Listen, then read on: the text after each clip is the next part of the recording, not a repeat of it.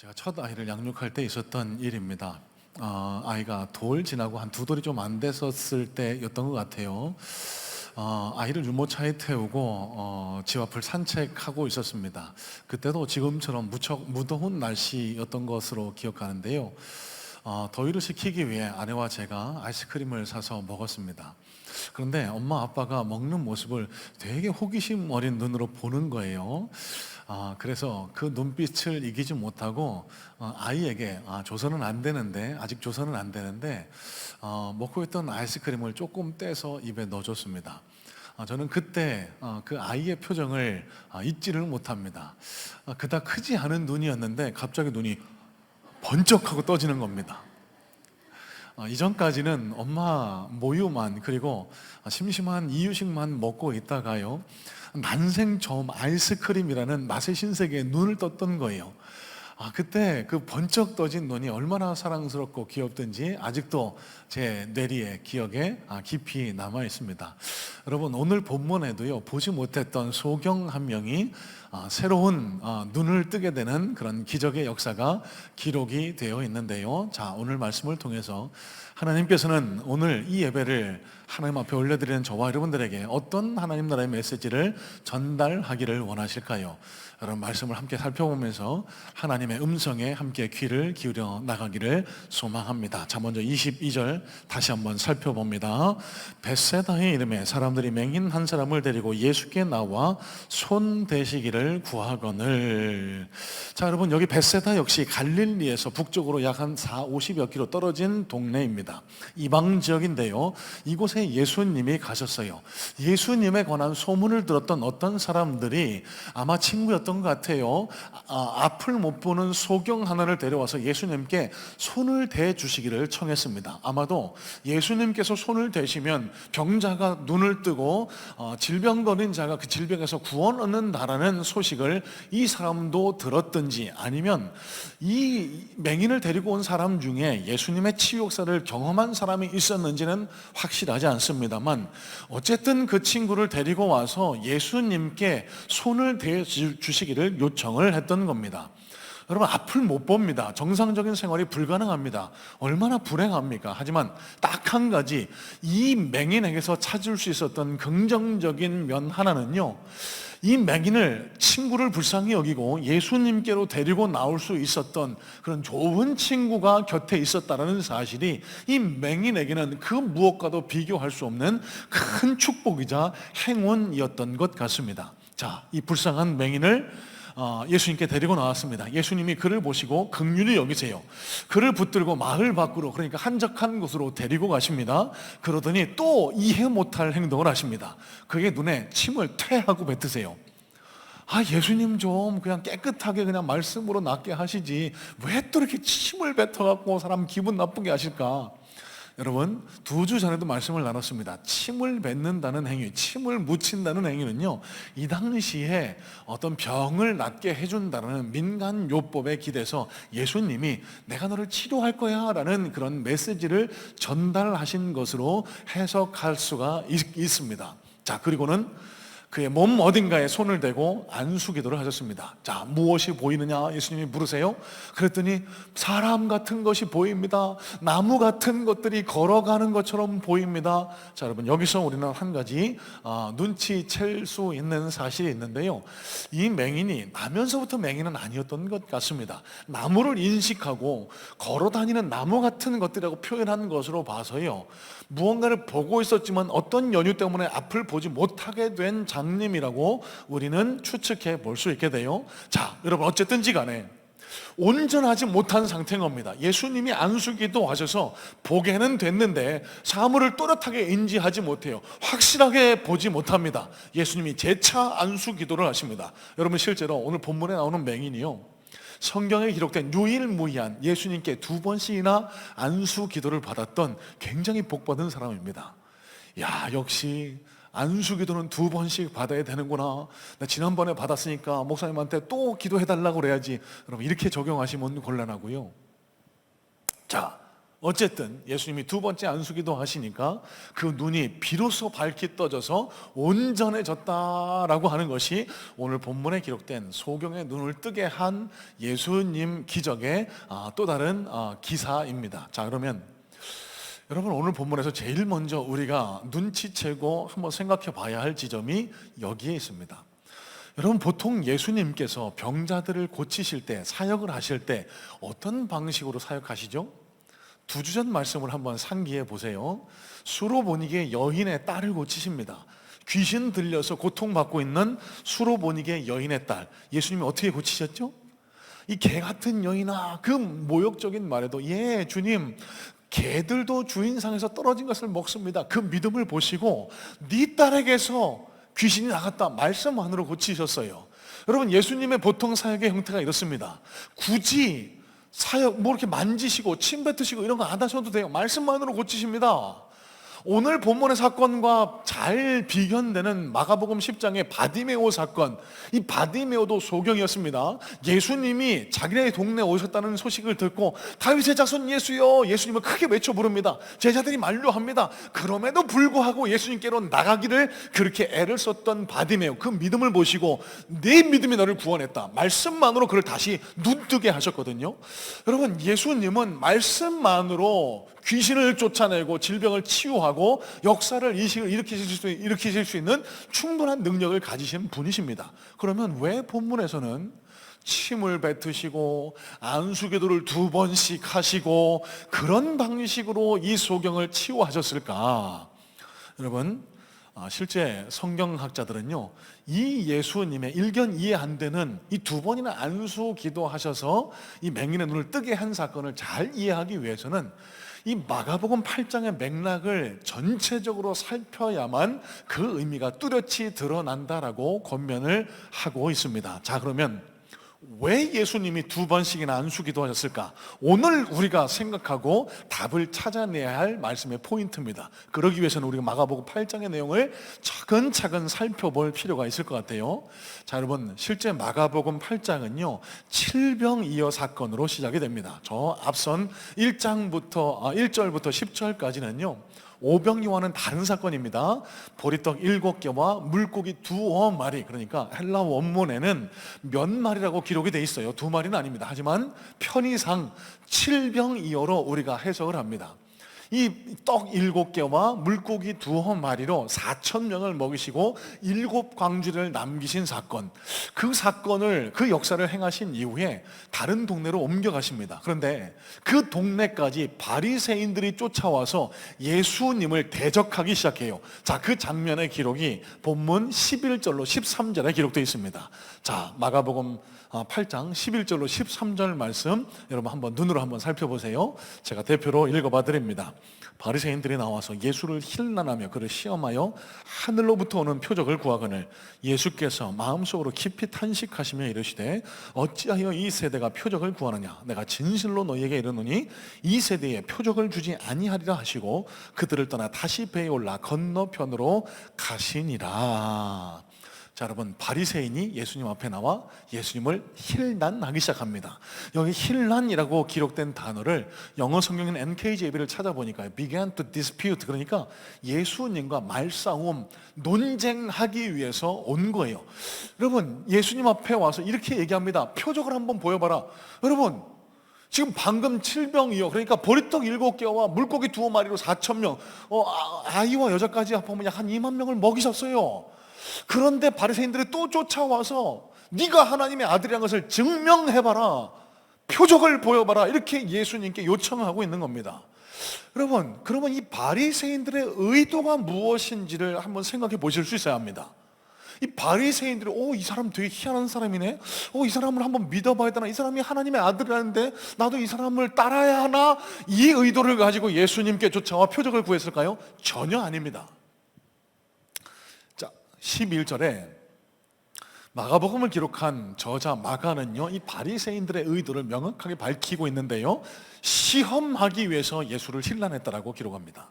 시험하다라고 했을 때 사용된 단어가 헬라 원어로 페이라쪼라는 단어를 사용하는데요, 이 단어는 예수님이 공생애를 시작하시기 전 마귀에게 광야에서 40일 동안 시험 받으실 때 사용됐던 단어, 그 시험과 동일한 단어입니다.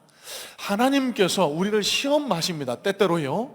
왜요? 우리의 신앙을 성장시키시기 위해서 그 시험과는 차원을 달리합니다. 하나님의 시험, 나사, 테스트는요, 우리를 성장시키고 우리를 더 성숙시키기 위한 목적과 의도가 있지만, 이 페이라쪼의 시험은요, 영어로는 temptation, 유혹에 해당합니다. 유혹은 왜 하죠? 넘어뜨리기 위해서, 잡아뜨리기 위해서. 사단이 주는 시험이 바로 이 시험입니다. 자, 그러면 바리새인들이 예수님께 나와 표적을 구했던 의도를 여러분 이제는 알 수 있으시겠죠? 예수님을 넘어뜨리기 위해서 그런 겁니다. 예수님을 믿기 위해서 뭘 보여봐 이렇게 얘기한 게 아니라는 거예요. 네가 진짜 하나님의 아들이야?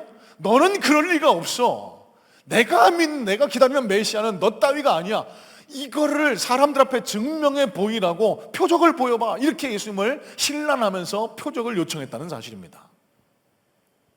자, 이에 대한 예수님의 반응입니다. 자, 제가 세번역 성경으로 한번 읽어보겠습니다. 어찌하여 이 세대가 표징을 요구하는가? 내가 진정으로 너에게 말한다. 이 세대는 아무 표징도 받지 못할 것이다. 자, 여러분, 여기 기록된 표적이라는 단어, 여러분 제가 수차례 설명을 해드렸는데요, 이 표적은 사인으로 영어로는 번역이 되고요, 헬라 원문으로는 세메이온이라는 단어를 사용을 합니다. 이 세메이온, 이 표적에 해당하는, 자막도 좀 보여주세요. 이 세메이온에 담긴 의미는요, 초월적인 어떤 현상만을 가리키는 게 아니고 하나님의 어떤 뜻과 목적이 담겨 있는 기적적인 역사를 가리켜 세메이온, 표적이라고 합니다. 자, 그런데 예수님이 더 이상 너희들에게 표적을 주지 않으신대요. 예수님이 왜 이러시지? 예수님이 더 이상 하나님의 아들이심을 증명하기를 거부하신 것일까? 여러분, 여기에는 예수님의 또 다른 의지, 뜻이 담겨 있습니다.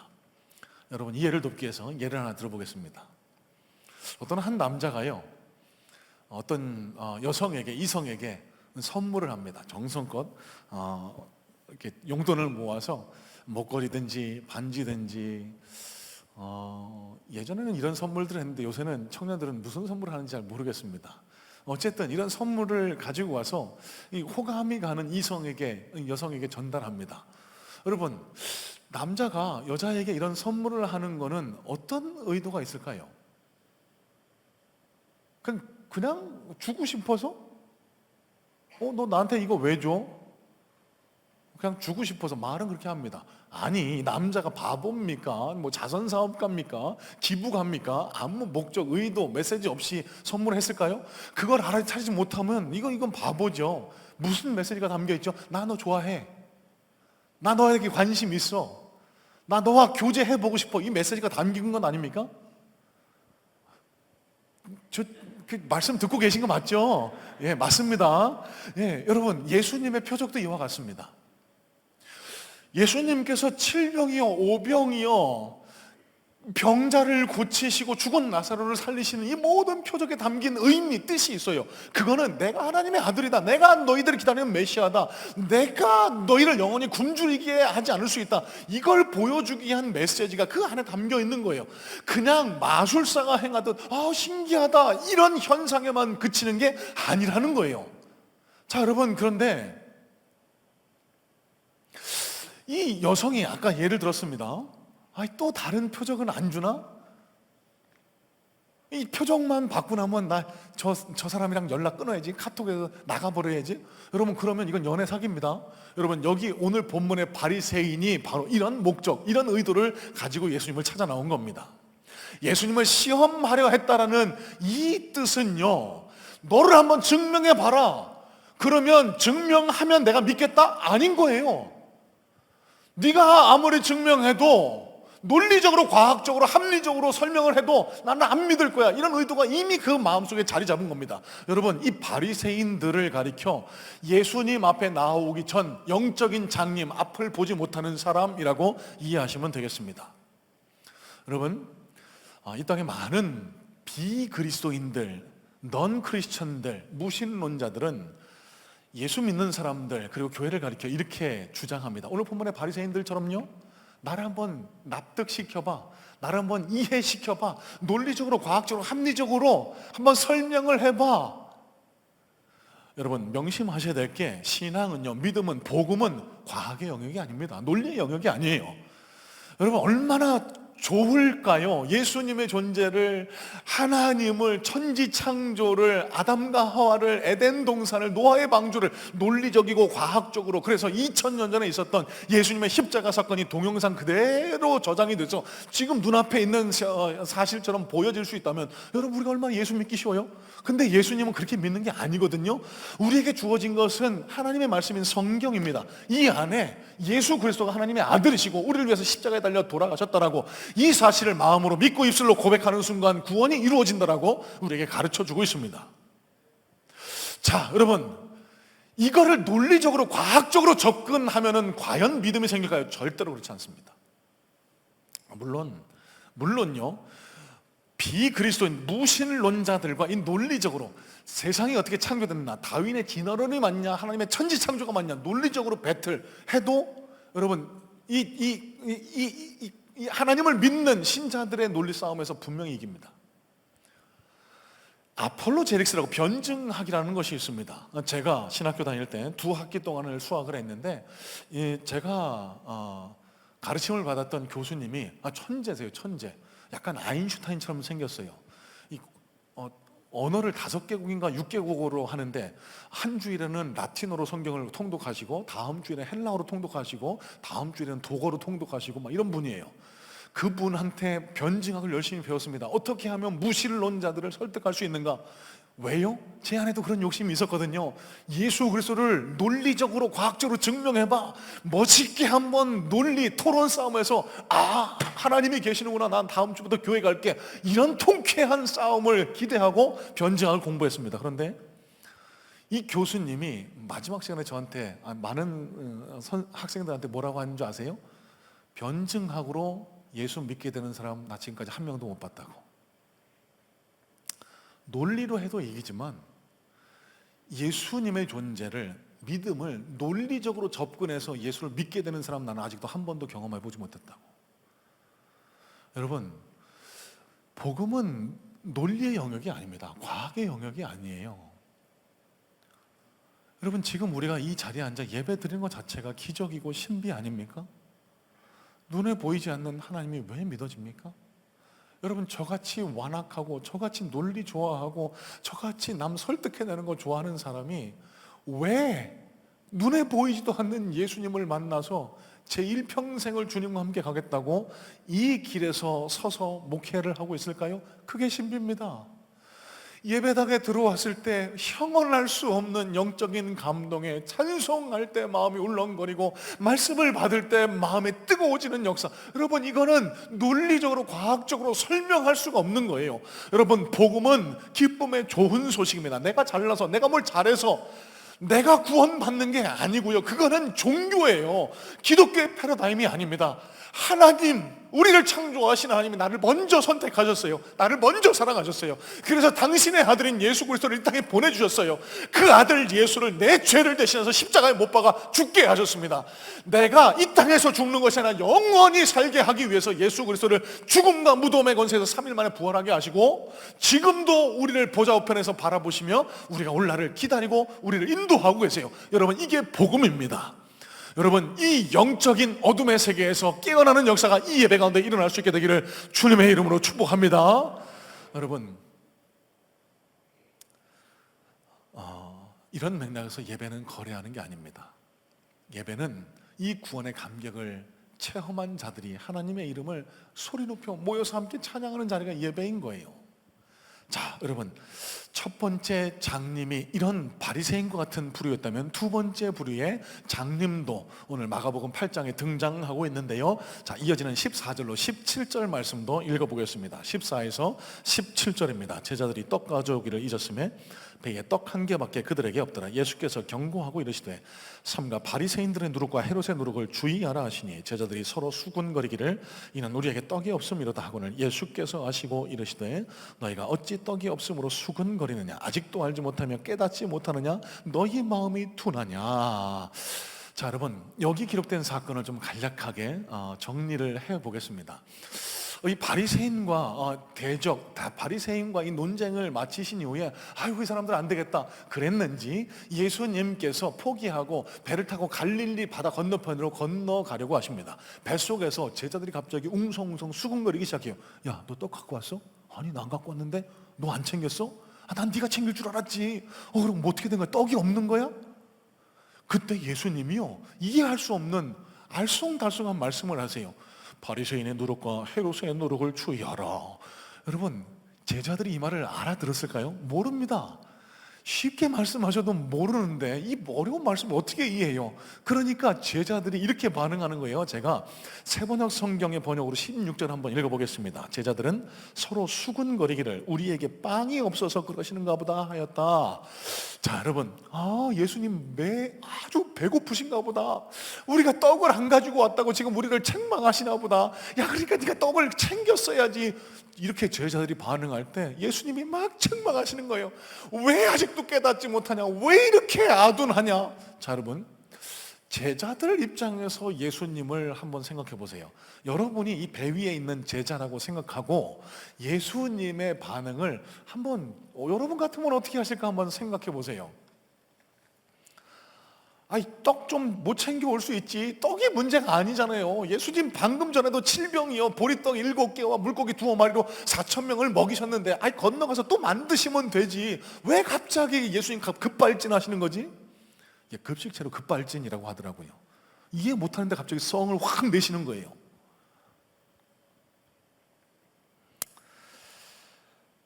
자, 여러분, 예수님께서는요 실제로 이 제자들의 아둔함에, 영적인 어두움에 분노하고 계시는 게 맞습니다.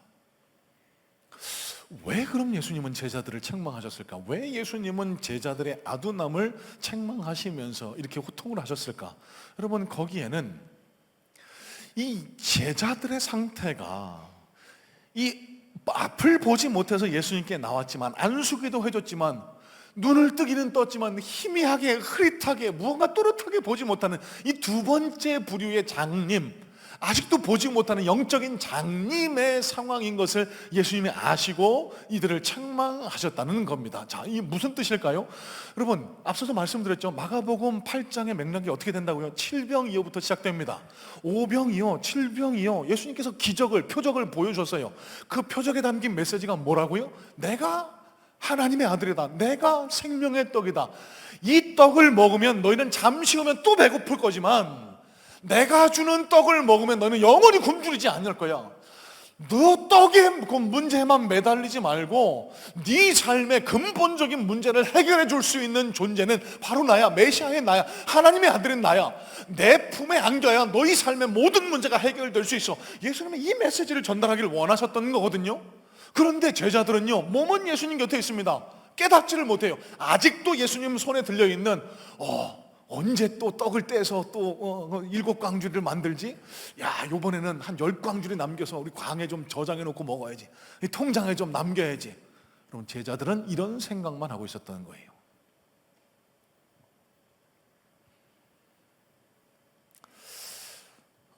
이재철 목사님의 책입니다. 새신자 반 중에 이런 이야기를 하십니다. 가전제품이나 자동차를 구입한다고 가정해보세요. 냉장고를 삽니다. 근데 그 광고를 해요. 냉장고를 사면은 여러분 손에 들고 여름에 들고 다니는 미니 선풍기 선물로 준다고. 그 미니 선풍기가 너무너무 마음에 드는 거예요. 그래서 냉장고 사시는 분 있으실까요? 그런 분은 굉장히 어리석은 소비자겠죠. 자동차를 구입하려고 하는데 이 먼지털이기를 준다. 이 먼지털이가 너무 멋져 보이는 거예요. 그래서 그 자동차를 구입하는 사람은 아마 없을 겁니다. 여러분, 이게 무슨 말일까요? 예수 믿으면 복 받아요. 하나님과 함께 살아가면은 복을 누립니다. 하지만 그거는 냉장고 사면 따라오는 미니 선풍기, 자동차 사면 따라오는 먼지털이기에 불과합니다. 이걸 목적 삼아서 살아가는 이들은 아직도 예수님에 대해서 눈을 다 뜨지 못하는 영적인 장님 상태에 있다는 사실을 예수님은 이 제자들을 책망하시는 장면을 통해 우리에게 깨닫기를 원하시는 거예요. 라이트하우스 서울숲교회를 인도하는 임형규 목사님, 한 2년 전에 저희 중고등부 수련회도 와서 메시지를 전해주셨는데요. 이분이 설교 중에 이런 예화를 드십니다. 청소년 사역을 할 때, 지금도 물론 청소년 사역 하시지만 고3 청년 하나를 전도한 적이 있대요. 이 고3 청년에게 예수 믿어야 된다고 교회 나오라고 그랬더니 이 고3 청년이 이 목사님에게 이렇게 얘기하더라는 겁니다. 나를 위해서 좀 기도해 주라고. 기도해 줄 때 내가 원하는 대학, 좋은 대학 가게 해달라고 좀 기도 좀 해주라고. 그러면 내가 원하는 대학 붙으면, 그러면 내가 그때 교회 나간다고. 그러면 내가 목사님 원하는 대로 그렇게 신앙생활 할 거라고. 여러분, 임형규 목사님의 이야기를 그대로 전합니다. 여러분, 제가 하는 얘기 아니에요. 속으로 이렇게 생각하셨대요. 야, 이 새끼 대학 가도 교회 안 나오겠구나.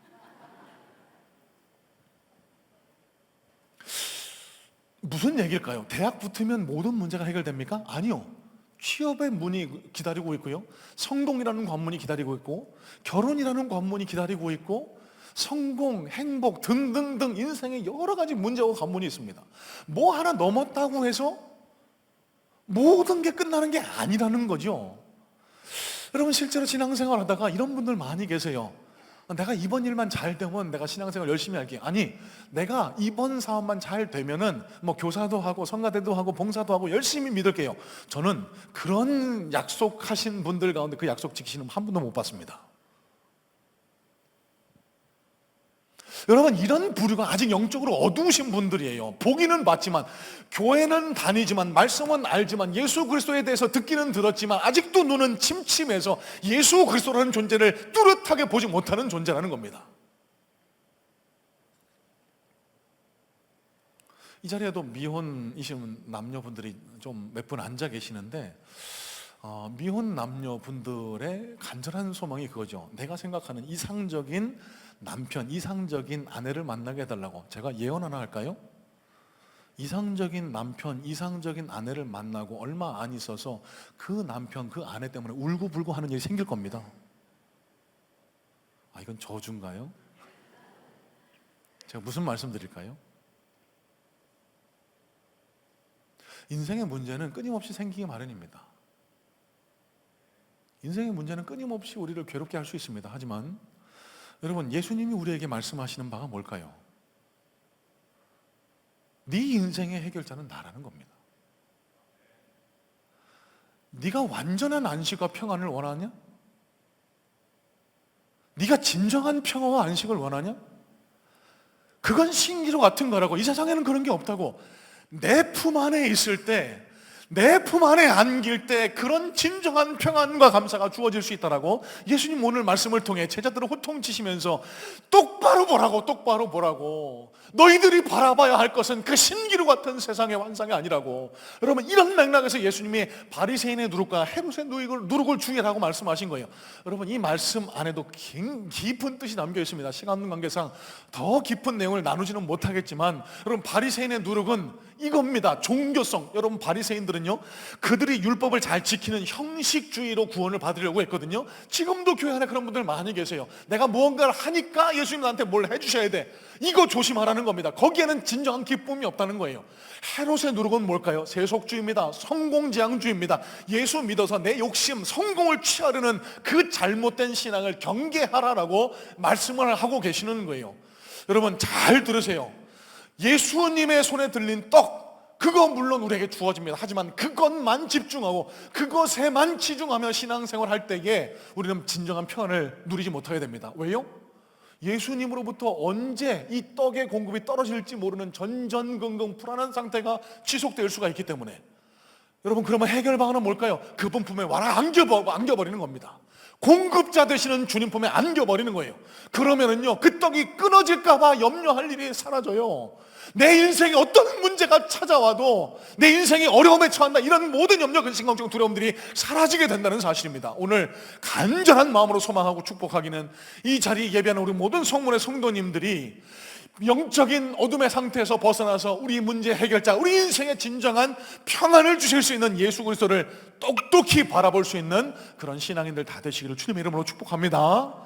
자, 마지막인데요, 여러분, 25절 말씀을 다시 한번 한 목소리로 같이 읽었으면 좋겠습니다. 25절 같이 읽겠습니다. 시작. 이에 그 눈에 다시 안수하시매 그가 주목하여 보더니 나아서 모든 것을 밝히 보는지라. 여러분 다시 한번만 읽어보겠습니다. 다시 한번 읽습니다. 시작. 이에 그 눈에 다시 안수하심에 그가 주목하여 보더니 나아서 모든 것을 밝히 보는지라. 여러분 저는 간절히 소망하고 또 소망하는 것은 오늘 여기 25절 말씀의 역사가 이 예배와 체험한 모든 분들에게 경험되실 수 있게 되기를 간절한 마음으로 소망하고 축복합니다. 여러분 이 축복은 어떤 축복일까요? 예수님이 2번씩이나 안수하셨어요. 첫 번째 안수는요, 그 맹인의 불쌍한 형편을 하시고 그의 눈을 뜨게 하십니다. 온전하지는 않지만 여러분 지금 이 자리에도 얼마나 많이 삶의 각종 어려운 문제 때문에 신음하는 분들 많이 계세요. 갑자기 암이 재발해서 이 질병에 대한 걱정 때문에 마음이 무너져 내리는 분들, 자녀와 가정의 문제 때문에 앞날이 너무 막막해서 취업과 결혼과 앞으로 성공에 대한 문제 때문에 각종 우울증, 스트레스에 시달리시는 분들이 얼마나 많이 계신지 몰라요. 여러분 지금 이 자리에 우리 곁에 와 계신 예수님께서 우리 문제의 예수님의 피 묻은 손을 얹어주셔서 우리의 모든 문제가 해결되는 역사가 일어날 수 있게 되기를 주님의 이름으로 축복합니다. 여러분 그런데 어느 순간 기도를 해도 그 기도가 내 뜻대로 응답되어지지 않는 그런 느낌을 받을 때가 있습니다. 나는 이걸 원하는데, 나는 빨리 이게 사업이 성공하기를 원하는데, 나는 빨리 이 질병에서 낫기를 원하는데 내 뜻대로 기도가 응답 안 되는 그런 신앙의 경지로 들어갈 때가 있어요. 그러면은요 신앙 자체가 흔들릴 때가 있습니다. 하나님 계신 건 맞아? 하나님이 내 기도를 듣고 계신 건 맞아? 하나님이라는 존재는 믿어도 되는 존재야. 그래서 하나님의 곁을 떠나는 안타까운 일이 발생하기도 해요.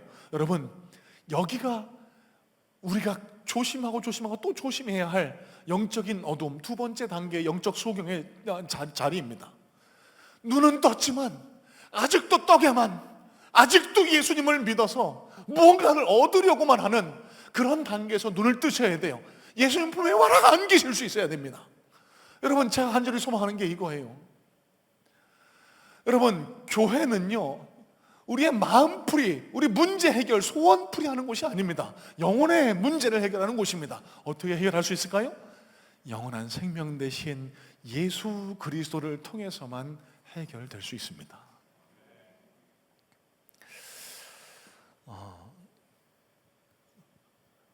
오늘 같이 288장 찬송을 함께 했습니다. 이 찬송의 가사를 정하게 된 것이 말씀을 준비하면서 이 찬양의 가사가 계속 제 마음속에 묵상이 되더라고요. 예수를 나의 구주 삼고 성령과 피로써 거듭나니